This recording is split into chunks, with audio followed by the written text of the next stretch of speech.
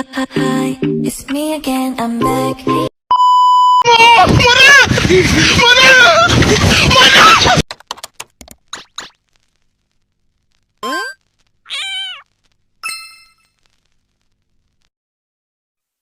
Assalamualaikum warahmatullahi wabarakatuh.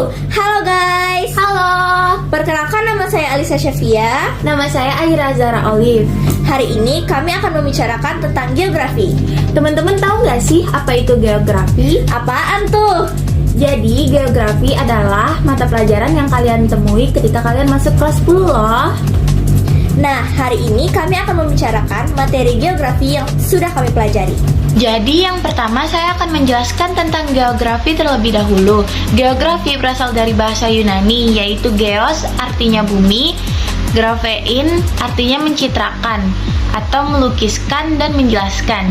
Jadi secara etimologis geografi adalah ilmu yang menggambarkan atau melukiskan bumi, atau bisa disebut mempelajari bumi. Menurut Semlok, Seminar dan Lokaria Internasional 1988, geografi adalah ilmu yang mempelajari persamaan dan perbedaan fenomena geosfer, serta interaksi manusia dengan lingkungannya dalam konteks keruangan, kelingkungan, dan kewilayahan. Berdasarkan asal-usulnya, ilmu geografi termasuk ilmu tua.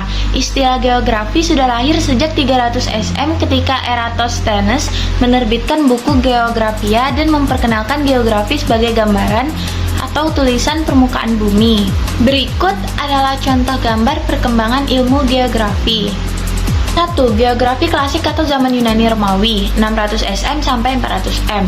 Pandangan manusia tentang bumi masih dipengaruhi oleh mitologi dan cerita rakyat. Pembuatan buku geografi pertama dan penemuan peta atau dengan teknik Periplus. Tokoh-tokoh geografi klasik. Yang pertama Thales 640 sampai 546 SM telah menggali informasi dari perjalanannya di berbagai tempat. Yang kedua Strabo. Yang ketiga ada Herodotus 485 sampai 425 SM menyusun catatan geografi sekitar Timur Tengah. Yang keempat Pitheas 374 sampai 311 SM mengukur jarak matahari bumi. Kelima Eratosthenes 276 sampai 194 SM, bapak geografi. Keenam Ptolemeus 87 sampai 150 M, penemu peta. Kedua, geografi abad pertengahan 1000 sampai 1500 SM. Tokoh-tokoh geografi abad pertengahan. 1. F.M. Al-Idrisi, ahli geografi, kartografi, pakar tulis dan ilmuwan. Kedua, Ibnu Battutah, Travels in Asia and Africa, mendeskripsikan wilayah yang ia kunjungi.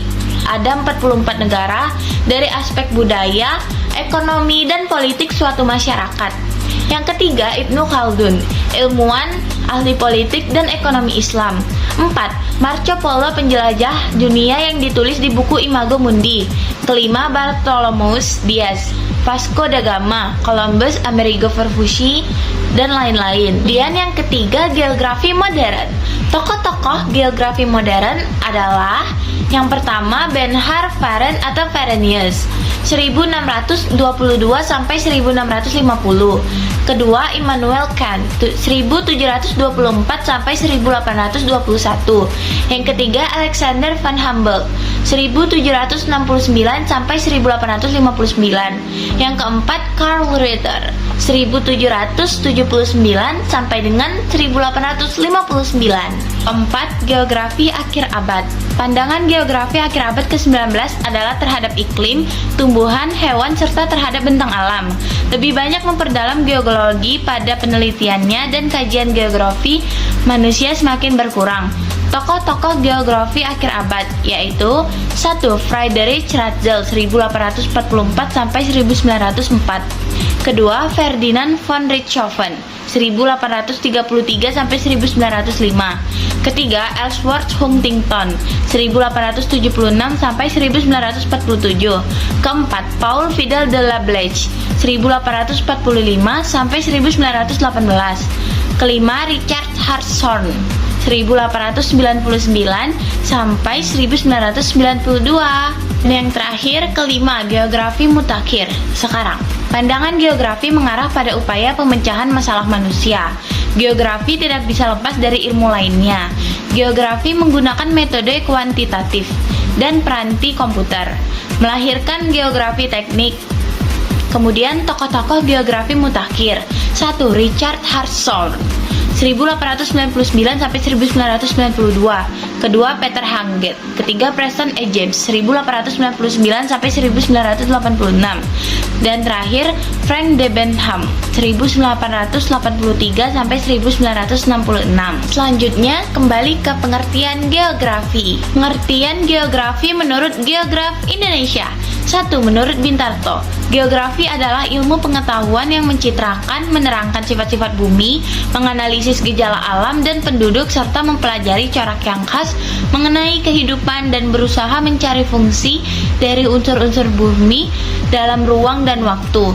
Yang kedua, menurut Daljoeni, geografi adalah ilmu pengetahuan yang mengajarkan manusia mencakup 3 hal pokok, yaitu spasial atau ruang, ekologi, dan region atau wilayah.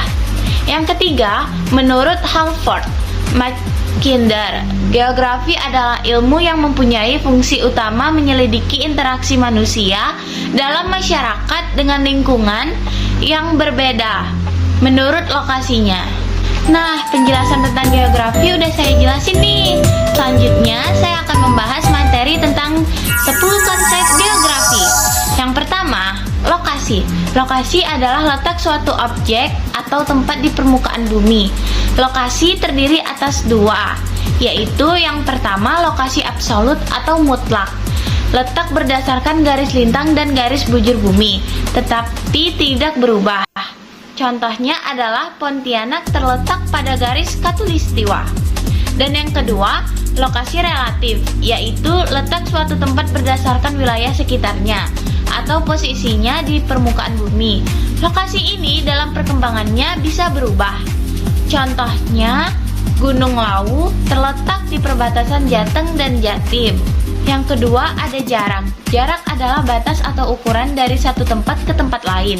Jarak juga terbagi menjadi 2, yaitu 1. Jarak absolut, jarak atau selah antara 2 tempat atau objek yang diukur dengan satuan panjang, meter, kilometer, dan tersebut. Contohnya, jarak Semarang ke Jogja adalah 121 km, jarak Semarang ke Jakarta adalah 440 km. Yang kedua, jarak relatif, jarak atau selah antara 2 tempat yang diukur dengan satuan waktu atau lamanya perjalanan. Contohnya, waktu tempuh Semarang-Jogja naik bus adalah 4-5 jam, sedangkan naik sepeda motor adalah 3 jam. Yang ketiga, keterjangkauan. Keterjangkauan adalah tingkat kemudahan suatu objek atau daerah untuk dijangkau dengan sarana transportasi atau komunikasi yang ada. Contohnya, suku Baduy Dalam terletak di wilayah pegunungan yang hanya terdapat jalan setapak untuk mencapainya. Keempat, pola. Pola adalah susunan bentuk dan persebaran objek atau fenomena alam atau sosial di permukaan bumi. Indikatornya memusat, memanjang, sarana menyebar, teratur atau tidak teratur, berkelok-kelok. Contohnya, Jeno sangat mudah mencari alamat temannya di perumahan X karena jalan dan rumahnya teratur. Dan yang kelima, morfologi. Morfologi adalah perwujudan bentuk daratan permukaan bumi sebagai hasil pengangkatan atau penurunan wilayah. Contohnya, bentuk lahan suatu wilayah akan terkait dengan erosi, pengendapan, dan aktivitas tenaga endogen. Dan contoh yang kedua, penduduk yang padat umumnya tinggal di dataran, sementara wilayah pegunungan lebih jarang. Selanjutnya, saya akan menjelaskan tentang konsep geografi yang keenam, yaitu aglomerasi. Aglomerasi adalah aktivitas pada wilayah tertentu yang memiliki keunggulan, baik spesial maupun aspesial. Contohnya, penempatan mal yang selalu terpaku pada penduduk yang padat. Selanjutnya ada nilai kegunaan, yaitu nilai suatu wilayah atau tempat yang memiliki kegunaan yang berbeda-beda dilihat dari fungsinya. Misalnya, Pantai Kuta yang dijadikan tempat untuk wisatawan dan Pantai Muara Demak yang dijadikan tempat untuk nelayan mencari ikan. Selanjutnya ada interaksi interdependensi, yaitu hubungan timbal balik antara wilayah satu dengan wilayah lain yang memiliki memiliki pengaruh antara wilayah satu dan wilayah lain itu. Contohnya, desa yang memiliki tenaga kerja ahli dan memiliki barang mentah, sedangkan kota melayani teknologi dan barang jadi untuk desa. Selanjutnya ada keterkaitan ruang, yaitu interaksi antara wilayah satu dengan wilayah lain yang memiliki hubungan sebab akibat. Contohnya terjadi kebakaran di lereng gunung menyebabkan banjir di sekitarnya. Yang terakhir adalah diferensiasi area, yaitu perbedaan karakteristik antara area satu dengan area lain, baik itu bentang alam, persebaran penduduk, dan lain-lain. Contohnya, wilayah desa yang relatif sepi, asri, dan sederhana, sedangkan kota biasanya ramai dan bising. Selanjutnya, saya akan menjelaskan tentang prinsip geografi. Yang pertama adalah prinsip distribusi atau persebaran. Adalah prinsip yang menekankan persebaran gejala geosfer di permukaan bumi, baik gejala fisik maupun sosialnya, meliputi persebaran penduduk, persebaran flora dan fauna, persebaran sumber daya alam di Indonesia, persebaran curah hujan, dan persebaran iklim. Contoh, persebaran penduduk di Indonesia tidak merata, sebagian besar mengumpul di Pulau Jawa.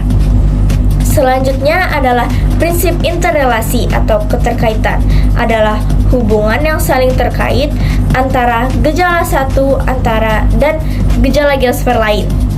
Contoh, di kota besar banyak dibangun mal yang berdekatan dengan penduduk padat. Yang ketiga ada prinsip deskripsi, adalah prinsip yang memberikan penjelasan lebih jauh tentang gejala atau fenomena yang terjadi di permukaan bumi. Dapat dijelaskan dengan verbal, gambar, data, tabel, grafik, dan lain-lain. Contohnya seperti gambar di samping. Yang keempat adalah prinsip kronologi atau keruangan, adalah prinsip yang bersifat komprehensif, sebab mengkaji gejala atau fakta atau permasalahan di muka bumi dengan memadukan prinsip persebaran, interrelasi, dan deskripsi, serta integrasinya dalam ruang tertentu.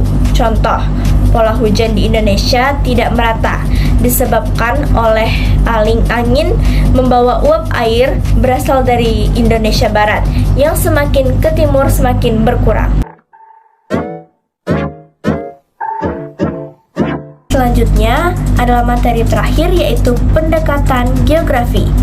Yang pertama adalah pendekatan spasial atau keruangan, adalah pendekatan yang menekankan pada aspek ruang, mempelajari persamaan atau perbedaan suatu fenomena geosfer lewat aspek keruangan. Contoh, banjir rob sering terjadi di wilayah Semarang Utara. Yang kedua adalah pendekatan ekologi atau kelingkungan, adalah suatu peristiwa atau gejala terjadinya karena aktivitas manusia. Contohnya, pembalakan liar akan menyebabkan tanah longsor dan banjir. Yang terakhir ada pendekatan kewilayahan atau kompleks wilayah, pendekatan yang mengkaji objek atau peristiwa atau masalah dengan melibatkan atau membandingkan beberapa wilayah yang memiliki karakteristik yang berbeda. Contoh, kebakaran hutan di Riau telah menyebabkan bencana asap di Singapura dan Malaysia. Nah, jadi itu sekilas penjelasan tentang geografi dari kita berdua. Apakah teman-teman udah mengerti nih? Kalau belum mengerti, bisa tanya di kolom komentar ya. Sekian dari kita berdua, kita ucapkan Wabillahi taufik wal hidayah. Wassalamualaikum warahmatullahi wabarakatuh. Andaikan